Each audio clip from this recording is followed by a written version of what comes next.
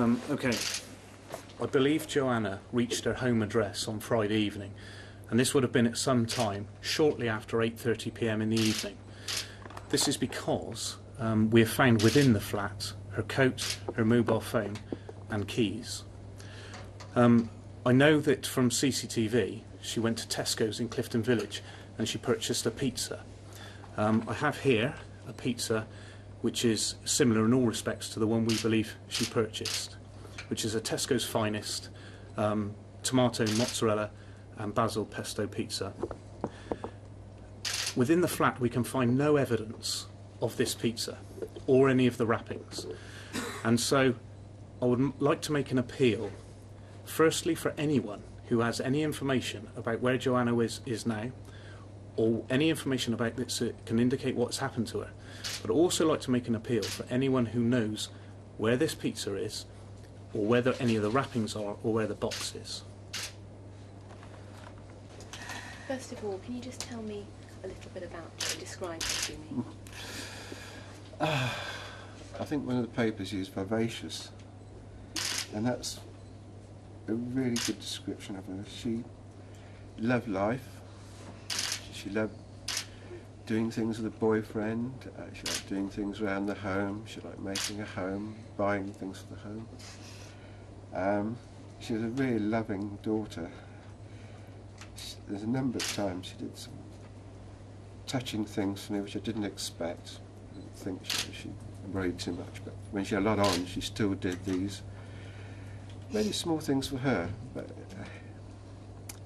used to be lumps in the throat, and I had to stop what I was saying because she'd have thought, you know, what's wrong with him. And she's, over the last couple of years, probably since she's met Greg actually, she's blossomed into a classy lady. She had style. If I had to pick a daughter, I couldn't pick anybody else. And I miss her terribly. I was going to say, clearly you're so distraught about this. What is it that you are missing most at the moment? Can I ask you, Mrs. Yeates? I'm missing being able to hold her, and cuddle her, and just say everything's all right. And I just want her back, wherever she is. Joe, my little Joe, come back. And if anybody's got her, don't keep her. Give her back to us. We miss her so much. I know that's obvious, and nobody can feel the pain that we feel.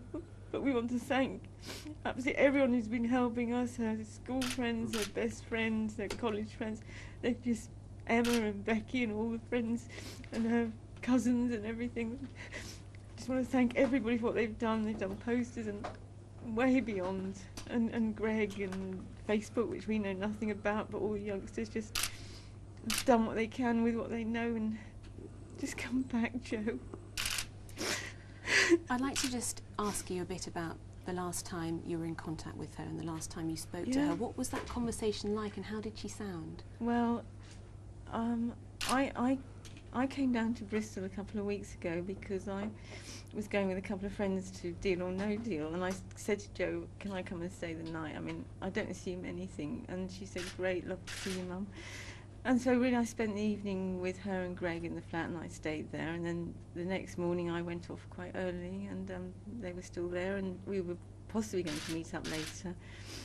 We didn't because the thing ended quite early, and she had meetings, and I just texted her, and she texted me saying, did you get there okay? And I think that was the last time I really had much contact with her. I think we spoke a bit about Christmas, and I said, can you make some mince pies?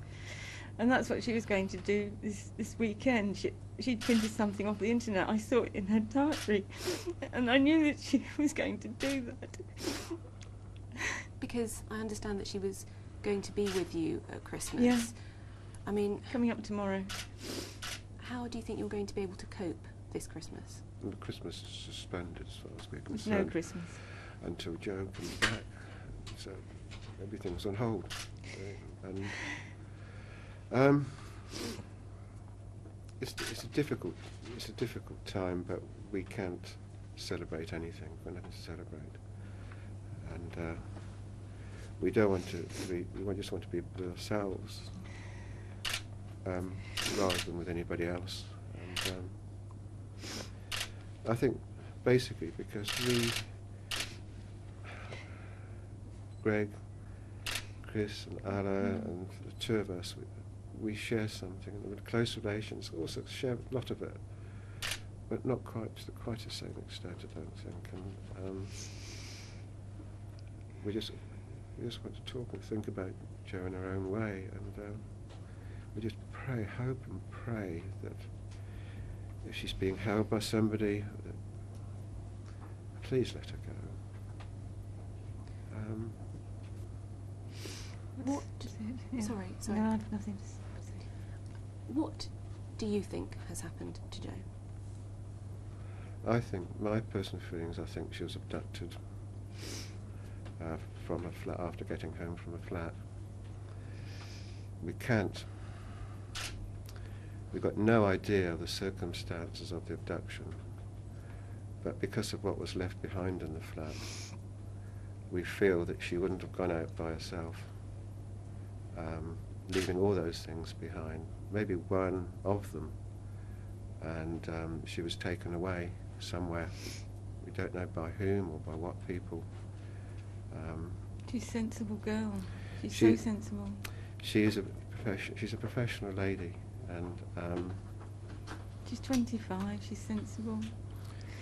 And She- she wanted to be in that night and the whole weekend. Her plans were to be at home. I Well, mean, she could- had a party on Tuesday. She would have wanted, it was a new flat with new things, and she would have wanted it to be special. her plans for the weekend were to finish off her Christmas shopping, and then to do some cooking and baking, which she also enjoyed for Tuesday. I think when her friends were due to come round, they're having their sort of Bristol Christmas party. So that she didn't have nothing planned. She did have the weekend planned. Obviously, you're saying that you suspect that she's been abducted. All sorts of things must have gone through your mind. Have you thought at all of the possibility that she may have chosen to go away? No. Absolutely not. We have no reason. This is a picture of her daughter when she had her graduation, just a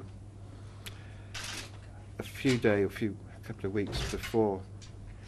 Her and Greg were totally in love. They were devoted to each other. She had nothing to. She had all the space she wanted.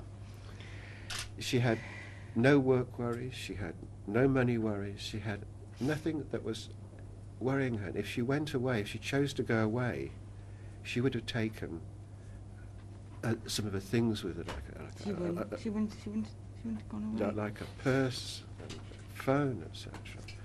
I don't think for a sec. I never thought for a second that she would ever leave on her own volition. Greg has been away before, and he's come back. And every time he's come back, Jo has been there. And so this isn't the first time Greg has gone away or anything like that. And Jo does sort of her own thing during the weekend, but he always keeps in touch with Greg. And this time, there's no answer when the phone was rang. We actually rang her as well. You mentioned there that Greg tried to get in touch with her. You tried to get in touch with her. It was a long time between the Friday when we think she went missing to the Sunday when that was reported to police. At what point did you start to worry, and what was going through your mind at that time? We only became aware of it. Jo wasn't the. She didn't always answer her phone in a timely manner. Let's put it that way. Greg thought it strange that she didn't respond to him on Friday. This is what he told me. But it was. It was consistent with what It wasn't totally out of character.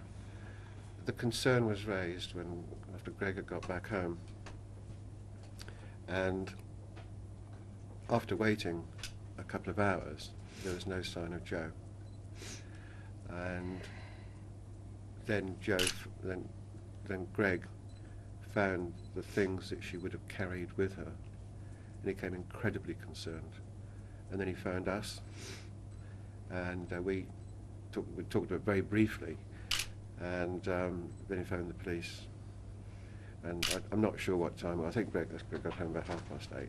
I'm not sure what time Greg phoned us. Everything happened in About midnight. I mean, when you get a call at midnight. Everything was a blur. I mean, we immediately decided we have to come down because something was definitely wrong. And we knew Jo wouldn't take off by herself. She's never done it before. She's always had her own space. And it isn't her. She loved the position she was in. She adored it. Obviously, you must be turning this over and over in your minds, and many scenarios must go through your minds. Has the thought occurred to you that someone close to Jo may have been involved in her disappearance, and how do you cope with that? I don't think anybody close to her has been involved with her disappearance. Not close. No. Unless something happened which suddenly got out of control. Like, I don't know what close people Jo has down here. But of the people that we know down here, no, no, not for a second. No. And again, forgive me for asking this, but when you go through all these scenarios, you must have contemplated that there could be a dreadful outcome. Yeah. How do you cope with that, Mrs. Yeates? I'll ask you that. I go numb.